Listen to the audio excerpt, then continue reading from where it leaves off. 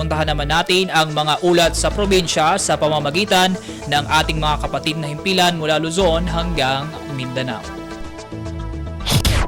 Balita mula sa lalawigan sa bawat rehiyon ng ating bayan. Dito sa Ang Pilipinas Ngayon.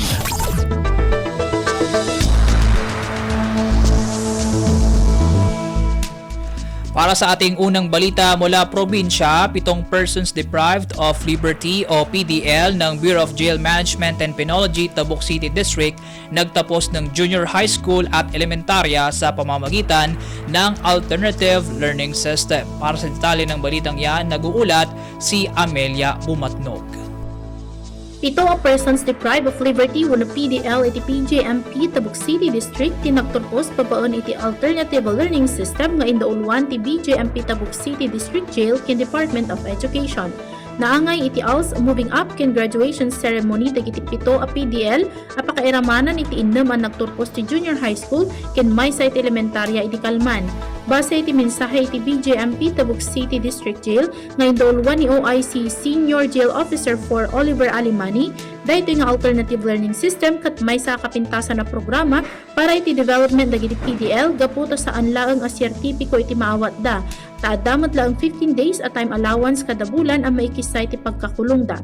Kastamat at ti sertipiko kat agserbi nga instrumento tapno makagunod da iti dakkel nga oportunidad at makapagtrabahon makarwarda ken mayadayuda iti nyaman nga illegal nga aktibidad. Manipo dito'y DZRK Tabuk City, Amelia Bumatnong ang ipatpadamag para iti Radyo Pilipinas. Balita mula sa lalawigan sa bawat rehiyon ng ating bayan. Dito sa Ang Pilipinas Ngayon.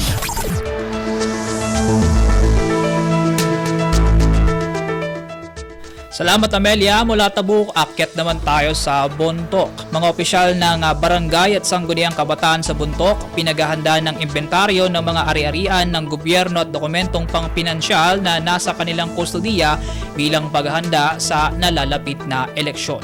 Si Donna Kawis Balyo sa detalye. Nabagaan dagiti opisyal ti barangay ken sangguni ang kabataan ditoy Bontoc nga gisayang kat iti inventaryo kadagiti sanikwa ti gobyerno ken dokumento pang pinansyal nga da iti kustodiyada kas panagsagana iti sasangbay ti barangay ken sangguni ang kabataan elections. Naipadamag daytoy ni Bontoc Municipal Local Government Operations Officer Lourdes Claire Piil manipod iti DILG may basar iti DILG Memorandum Circular inlawlawag ni PIL nga importante tinasao nga inventaryo para itinasaya at transisyon itinagbaetan dagiti outgoing ken incoming barangay ken SK officials. Kini daw ni PIL ti kooperasyon dagiti opisyal ti barangay ken SK iti implementasyon tinasao nga direktiba tano saan da nga tungpal mabalin nga dat action contract kadakwada ti DILG. Narpos na DZRA Bontoc saon ang Donna Kawisbalyo para ase Radyo Pilipinas World Service.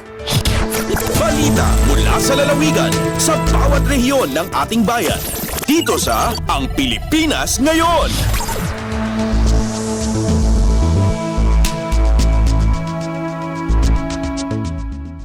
Salamat Donna. Samantala mula Bontoc, baling naman tayo sa Pangasinan. 10 lugar sa Pangasinan mahigpit na binabantayan ng Provincial Health Office matapos tumaas ang naitalang kaso ng leptospirosis sa lalawigan.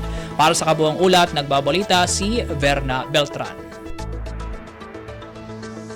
Malat so gagawan na pambabantay a Provincial Health Office at sampluran pasan dyan Pangasinan nakabiyangan na waluran balay tandwaran syudad kasumpalan niya matagay so kaso na leptospirosis of probinsya lapod sa dimalan na kalamidad. Dyan impituyaw na Radyo Pilipinas Dagupan kinan Dr. Ana Teresa de Guzman, Provincial Health Officer. 26 so kumpirmadon kaso na leptospirosis at luyag as of August 14, 2023 anang meralaso inatay sa isang kaugawan at mantao na 22 45 susang katakhanan. Kabiyangan na sari pasa na walad watchlist ya PHO, iray balay na Santo Tomas, Sison, Bugalyon, Umingan, Manawag, Santa Barbara, Mangaldan, Banitan, Sari Syudad, na dagupan tan Ordaneta. Unong adkinan de Guzman, tampulya sinulatan dari concerned LGU, lapod say datos daat na lapod sari Sentinel sites, Singajad Region 1 Medical Center, tapyan nabangatan ire-residente, no panon makaalwar o dapitlan sakit. Inkwanto ni de Guzman, inggan-gan lari sanitary inspector, tapyan makapangiter, na assistance sari pasa na walad watchlist na PHO. Akitungtong matlara sari ospital jad Pangasinan, tapyan nawalaan na fast lane, para sakit na leptospirosis. Unaan to niya at ang iterla sa PHO, na sari tambal na doxycycline, tan prophylaxis at sari adalap na residente. Malalapod Radyo Pilipinas Dagupan. Siya si Verna Beltran para Radyo Pilipinas World Service. Balita mula sa lalawigan sa bawat rehiyon ng ating bayan. Dito sa Ang Pilipinas Ngayon.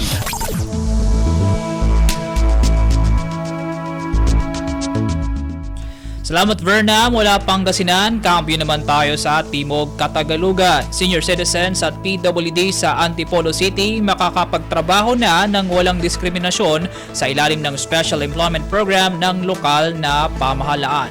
Para sa kabuang detalye, nagbabalita si Joshua Miguel Suarez. Makakapagtrabaho na ng walang diskriminasyon ng senior citizens at PWD sa Antipolo City, Rizal sa ilalim ng Special Employment Program na inilunsad ng pamahalaang panlungsod nitong nakaraang Lunes, Agosto 15. Ayon sa opisyal na pabatid ng Antipolo City LGU, nagsagawa ang lokal na pamahalaan kasama ang CHO at CSWDO at ilang partner companies ng lungsod ng recruitment activities sa Antipolo City Hall Annex Building bilang bahagi ng nasabing programa.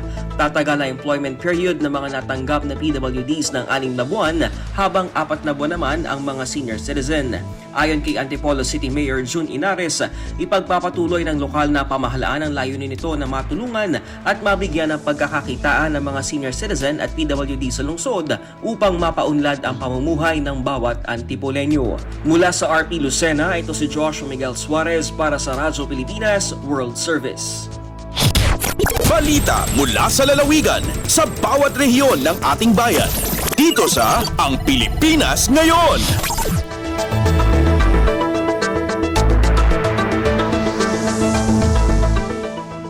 Salamat Joshua, mula Calabarzon, tawid naman tayo sa Kabisayaan. Information Caravan 2023 ng Department of Agriculture isinagawa sa Calbayog City Sports Center.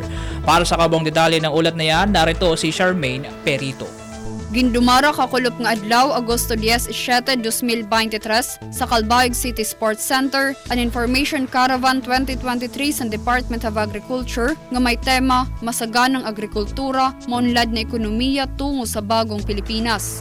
Ang aktibidad ang magseserbe nga plataporma para maedukar ngan mainganyaran aton agrikultural nga sektor ngan matagan doon ang importansya sa usa nga mainuswagon nga industriya sa agrikultura ngan mainuswagon nga kabubuwason sa aton nasod Pilipinas. Sa naging pahayag sa alkalde sang Calbayog Raymond Uy, iya hingyap nga makasustain na ang Rehiyon 8 sa problema sa agrikultura. Ginpresentar naman sa Information Caravan ang mga tupiko, hiunong sa urban agriculture, backyard farming, financial and credit support for the agri-fishery, agriculture enterprise development, El Nino mitigation and adaptation strategies, ngan masagana rice industry development program. Tikang sa Radyo Pilipinas Calbayog, ini si Charmaine Perito para sa Radyo Pilipinas World Service. Balita mula sa lalawigan sa bawat rehiyon ng ating bayan. Dito sa Ang Pilipinas Ngayon.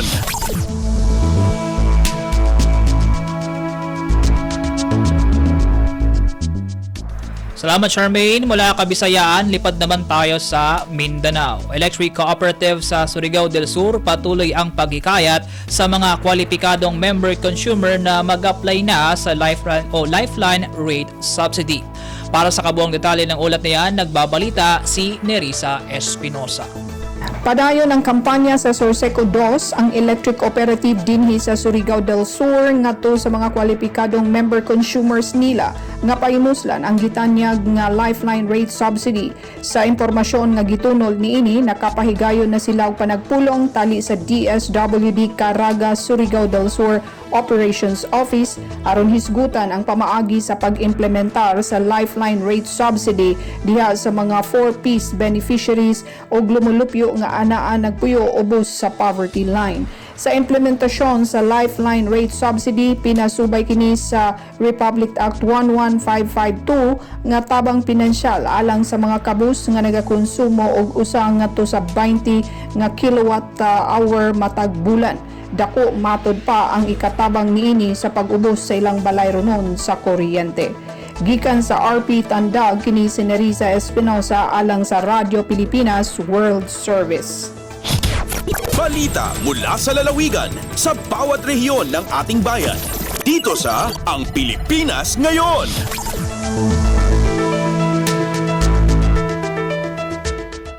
Salamat ni Risa mula Surigao. Baling naman tayo sa Lanao. Ministry of Trade, Investment and Tourism mula sa Bangsamoro Government magbibigay ng tulong at suporta sa Provincial Jail ng Lanao del Sur. Para sa kabuang detalye, nag-uulat si Alwidad Bashir. Miyamisita gyang kay opisina Ministry of Trade, Investment and Tourism. Anta ka MTIT ang makapupon sa gyang kayo gobyerno a Bangsamoro Autonomous Region in Muslim Mindanao sa Provincial Jail tano sa Ingedten, Waranao. Piaguluanan umabubalo ya uluan a MTIT BARM Director General Roslainia Lonto. Sumabang sa tano sa gyang kayo opisina aniran maylay so kiyugo pa ukasangan nira ko di ka pa na marimugup kung mga bangsa tano ang mga persons deprived of liberty. Anta ka PDL sa Intero Lanao del Sur.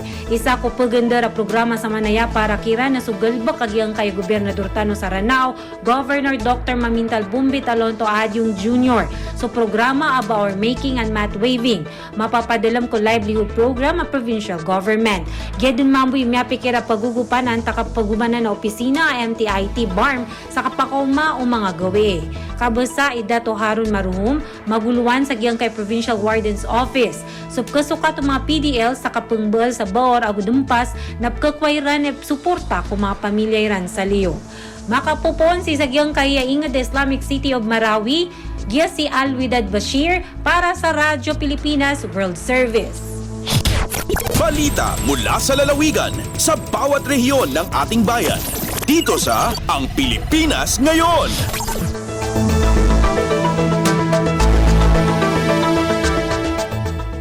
Salamat Alwidad mula Marawi. Tungo naman tayo sa Sulu. Civil Service Commission sa Sulu handa na para sa Career Service Examination ngayong araw.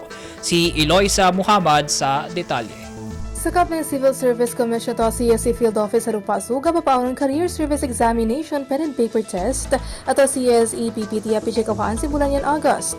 Habay Tahizami Amiro, Senior Human Resource Specialist sa CSE Binaybayan, sinistin gawin nila in Mindanao State University Sulu awan pagpaaonan sila sabot exam. Kanuman bilik pag-iiskulanin pa kayon dunay ni para hain mo limang gatos examine amon na ka na nakiakanta pa Binaybayan. Hain-hain mo upat gatos kaimanin kumawasin professional, salta kaiman isabi na sub-professional.